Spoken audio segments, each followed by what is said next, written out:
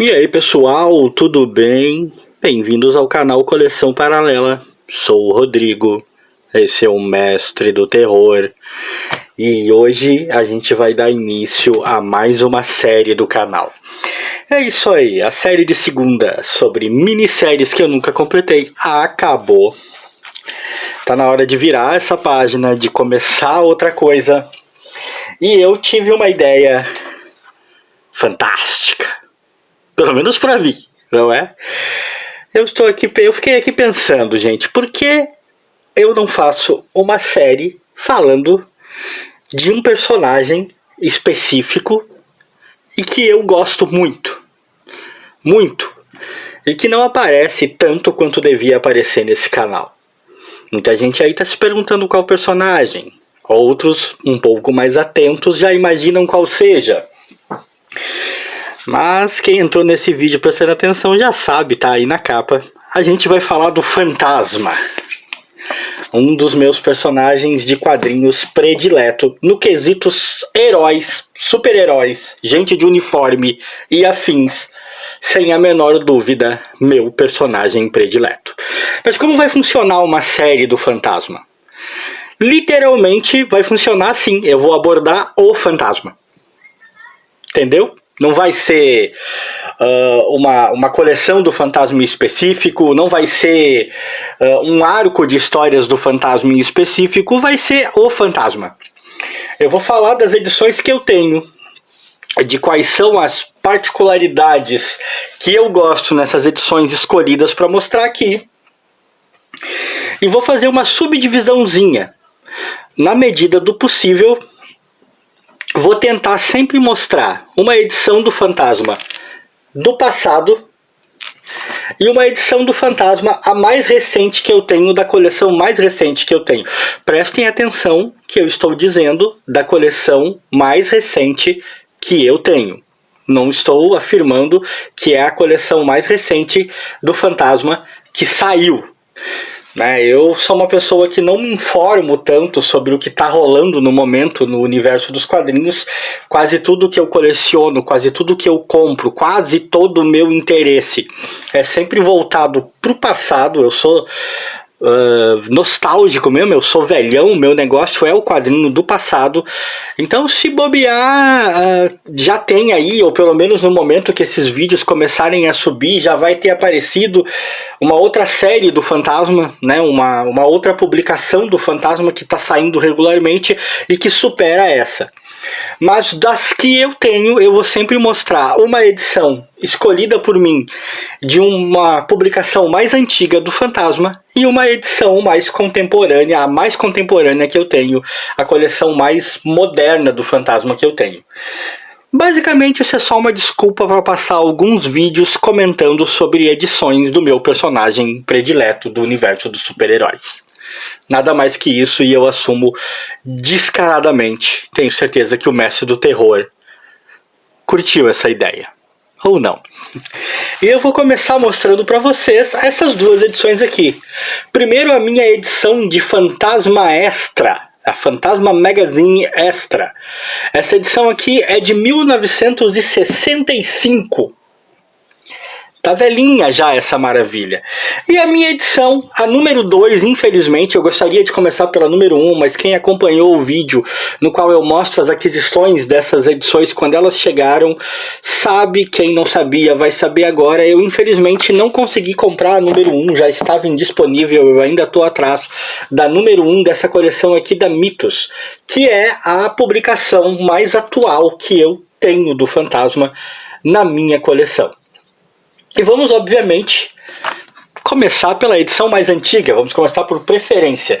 Por que eu escolhi essa edição? Bom, em primeiro lugar, por ser antiga, por ser dos anos 60, em segundo lugar, porque essa edição em especial tem uma história muito interessante na minha vida, né?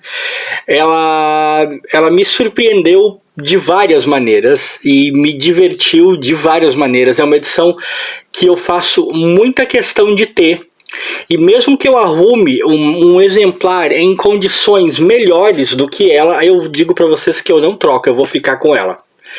Porque essa edição aqui, ela tá bem destruidinha, tá? Ela foi atacada por traças, ela já chegou à minha mão assim, atacada por traças. Tá vendo? Tá toda esburacadinha de traças. E ela chegou à minha mão num salvamento. Eu literalmente salvei essa edição, né? Ela seria uma edição descartada por causa das traças. Seria uma edição que a pessoa jogaria fora, a pessoa não tinha interesse em permanecer com a edição porque ela considerava invendável por causa das traças, dos buracos aí e tal. De certa maneira, uma decisão compreensível, né? Realmente. Há danos na revista que interferem bastante no valor dela, ou que deveriam interferir, né, gente? Porque eu vejo aí nos grupos de compra e venda do WhatsApp, eu vejo aí na internet edições terrivelmente danificadas dos anos 50, 60, e os caras pedindo preços absurdos, como se a edição fosse nova em folha. Né? Então, pelo menos deveria afetar o valor. A pessoa ia jogar fora e eu disse: não cometa isso, por favor. Então, deixa comigo essa edição, dê pra mim essa edição. E só que daí já mudou um pouco o assunto, né? Quando eu demonstrei que tinha interesse, que a pessoa ia descartar, mas eu demonstrei que eu tinha interesse.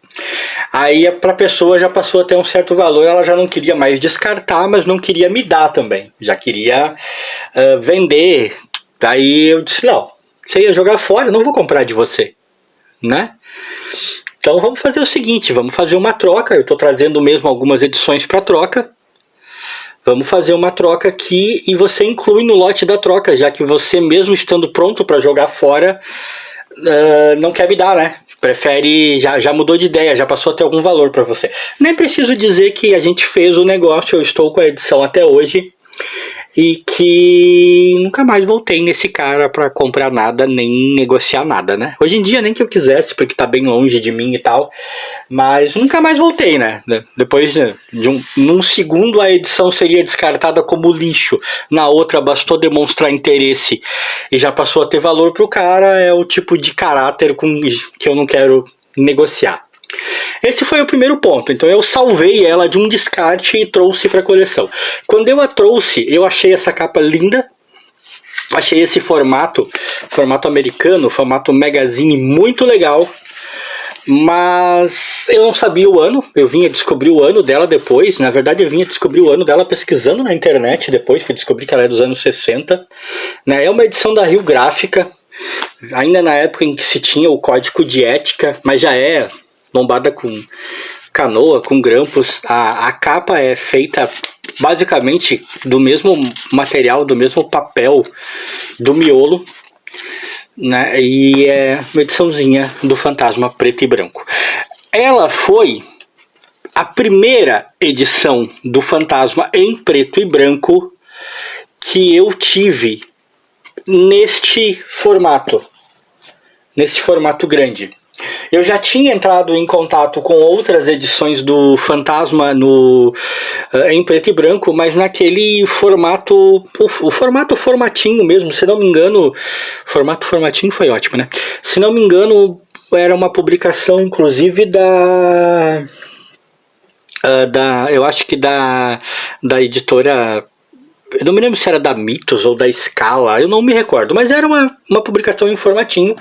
Eu tinha tido contato com ela, mas o conteúdo daquelas revistas abordava uma fase diferente do Fantasma. E isso na época eu achei tremendamente curioso, uma curiosidade para mim, é claro. Porque essa edição aqui do Fantasma aborda histórias escritas num período mais moderno do que aquelas edições que eu tinha adquirido em formatinho. Aquelas eram lá dos primórdios do Fantasma, lá da época das tiras dos jornais, né? E aqui temos toda uma outra abordagem bem diferente, um Fantasma já vivendo num momento mais contemporâneo, já vivendo assim, vamos dizer, no século XX, né? O Fantasma bem mais atualizado, lidando com as modernidades possíveis da época.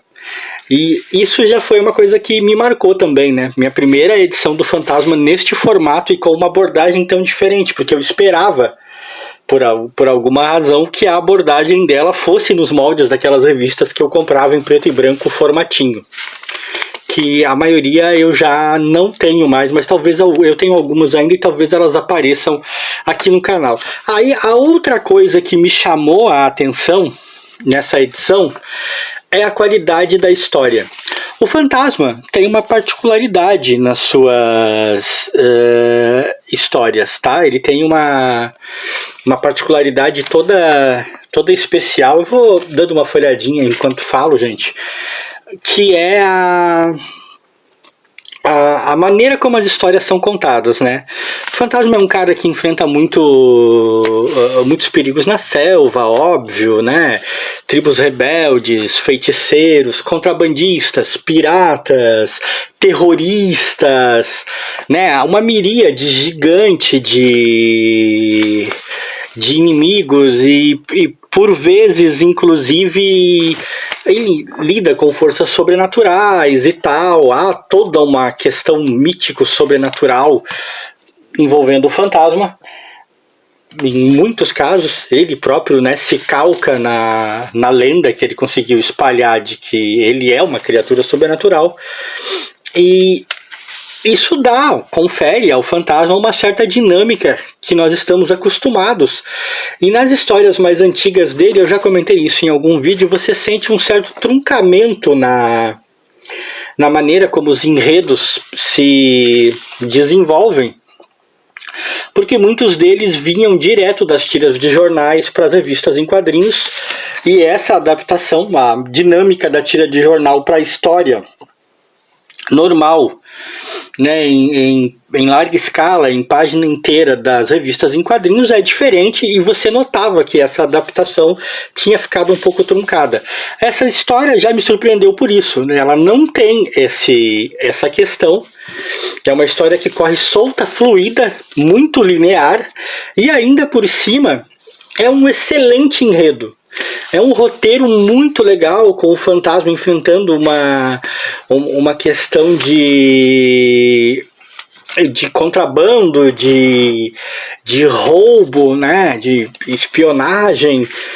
É uma história muito interessante, muito bem escrita, que inclusive foge um pouco do padrão da época, porque essas histórias dos anos 40... 50 e 60, as histórias dos primórdios, elas tendem a ser muito simplistas. Eu estou sempre falando isso aqui, eu sou um apaixonado por esse tipo de história, por histórias desse período, e elas tendem a ser muito simplistas. São roteiros, muitas vezes, pouco desenvolvidos, sem grandes surpresas. Você de cara já percebe aonde tudo vai dar, mas de cara mesmo, não que existam muitos roteiros mesmo hoje em dia que você demore para sacar onde tudo vai dar, mas naquela época as coisas eram tão simples que eu costumo dizer que o que eles diziam que era um grande mistério não era mistério nenhum, você já sabia rapidão como aquilo ia terminar, até porque as histórias em geral eram muito curtas, histórias curtíssimas. Essa é uma história que ocupa basicamente a edição inteira, muito bem desenvolvida, você não sente aquele truncamento, e o roteiro é muito bom, o roteiro é muito fluido, é simples, não tem nada de extravagante no roteiro, mas é muito fluido, e isso sempre me marcou nessa revista, então eu tenho um carinho enorme por ela, né? Uma edição da qual eu não pretendo me livrar nunca, posso acabar topando por aí com outro exemplar dessa edição, coisa que não deve ser tão fácil, mas posso acabar topando, mas eu não vou substituir essa edição aqui, né? Para algumas coisas você simplesmente cria um carinho afetivo e você não consegue pensar numa razão para substituí-la. É o que eu tenho, né? A maneira como ela veio parar na minha mão, as coisas que eu descobri a respeito dela, as surpresas que ela me trouxe. Eu gosto demais dessa edição. E aí, passando para a edição mais atual, eu tenho aqui O Fantasma, publicação da Mitos, né? Essa revista eu ainda tô lendo, tá? Eu comecei a ler há pouco tempo. São histórias que foram publicadas aqui no Brasil, eu acho que ali por 2022, por aí, né? Os copyrights aqui são de 2019, ó. Mas eu acho que elas foram publicadas aqui no Brasil ao longo de 2019, 2020, 2022, uma coisa assim. E... cara, elas são edições que trazem histórias suecas, tá? São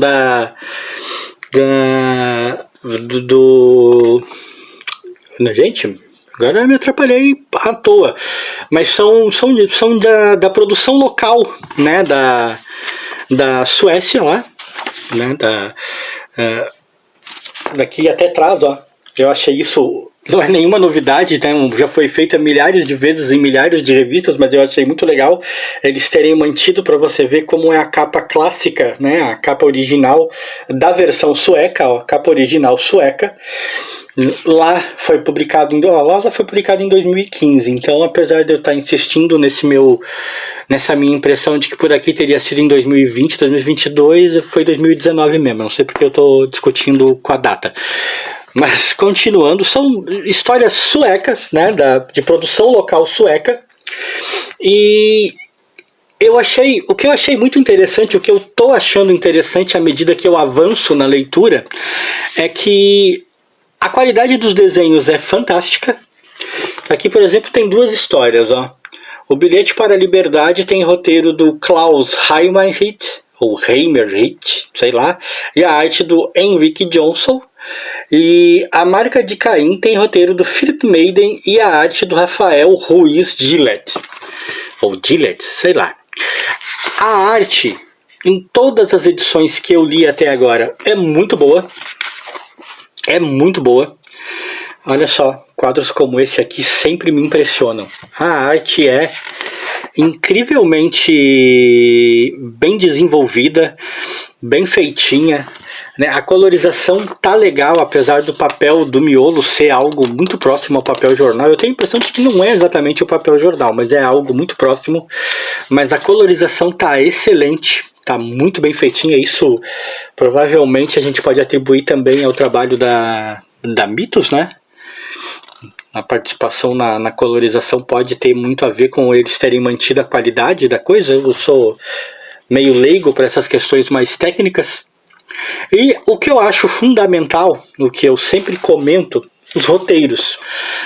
Os roteiros são deveras interessantes, porque eles mantiveram, até agora nas edições que eu li, eles mantiveram aquela característica de simplicidade do fantasma, ou seja, num universo de heróis, de super-heróis, em que tudo mudou, em que 55 mil reboots aconteceram, em que 200 mil vezes os personagens mudaram suas origens, muitas vezes suas maneiras de agir, algumas vezes até mesmo suas opções sexuais mudaram, o fantasma vindo lá da longínqua Suécia ainda mantém exatamente as mesmas características que ele sempre teve, ainda vive suas aventuras exatamente do mesmo jeito. São roteiros simples, não são roteiros longos. A maioria das edições, pelo que eu vi, tem duas histórias. A revista em si tem 50 e poucas páginas e normalmente traz duas histórias. Os roteiros são bastante simples, não tem nada de espetacular, mas são competentes, são tipo, é o feijãozinho com arroz básico, e não fogem àquela característica do fantasma. Enfrentar terroristas, enfrentar bandidos, enfrentar falsários, enfrentar organizações criminosas. Aí tem numa das edições que eu li, a última que eu li, é o fantasma enfrentando nazistas, né? No caso é o pai do fantasma atual, o pai do 21º fantasma, né? Se não me engano, porque eu não estiver errado nas minhas contas. Ele enfrentando nazistas, e tudo dentro daquela característica que a gente tão bem conhece do Fantasma. Ou seja, roteiros enxutos, sem nenhum frufru, com uma certa linearidade também, fluindo bem. Até a questão da fluidez talvez seja uma das questões que eu tenho mais a fazer uma observação. Eu sinto que algumas vezes, e aí eu me pergunto se isso é do roteiro original ou se corre-se o risco de ter havido algum corte, algum burilamento no roteiro para de repente caber ou algo assim, mas eu espero que não, eu quero acreditar que não, me parece que nos dias de hoje isso não seria necessário, mas o roteiro em alguns pontos parece sofrer de uns cortes meio abruptos assim, tipo como se a história estivesse fluindo e de repente ela desse um salto. Isso eu senti, e na verdade era uma coisa que eu sentia muitas vezes em edições mais antigas do Fantasma também, principalmente naquelas que oriundas de adaptação de tiras de jornais ou coisa assim. Isso eu sinto aqui, mas você ao mesmo tempo sente também nessa publicação sueca que isso faz parte da proposta do personagem, né? As histórias são propositadamente curtas, aparentemente, são propositadamente enxutas. Nesta publicação, pelo menos, né, todas as histórias basicamente até o momento têm começo, meio e fim, ou seja, são histórias fechadas, né, e são rápidas, são dinâmicas, e esse dinamismo combina muito com o Fantasma e é uma das razões pelas quais eu amo o personagem. Então, minha gente, preparem-se para uma pequena overdose nas segundas-feiras de Fantasma e até onde eu puder eu vou manter dentro dessa lógica que eu acabei de apresentar. Mostrar uma edição mais antiga, que talvez nem sempre seja tão antiga, provavelmente não vai ser neste formato a vida toda, e vou mostrar para vocês uma das edições mais contemporâneas, e quando eu achar que tem alguma coisa mais particular a comentar sobre as histórias, tanto na mais antiga ou na mais contemporânea, eu vou dar atenção a esse ponto da história ou aquela história em si e comentar sobre a história. Neste caso específico, os comentários sobre a história mesmo ficaram todos para a edição mais antiga, porque embora essa edição aqui tenha histórias muito legais e tenha sido extremamente satisfatório ler, se eu tiver que comparar as histórias de ambas as edições, essa daqui tem a melhor história de todas. Infelizmente eu não encontrei nenhum crédito aqui para eu saber quem escreveu ou quem desenhou. E vocês já sabem que eu sou bem péssimo para saber isso só de olho assim.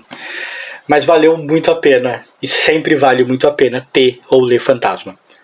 E se você gostou desse vídeo, deixa aquele like aí pra mim. E pro mestre do terror, que finalmente está entrando numa série que eu sei que ele vai curtir, mesmo não sendo terror.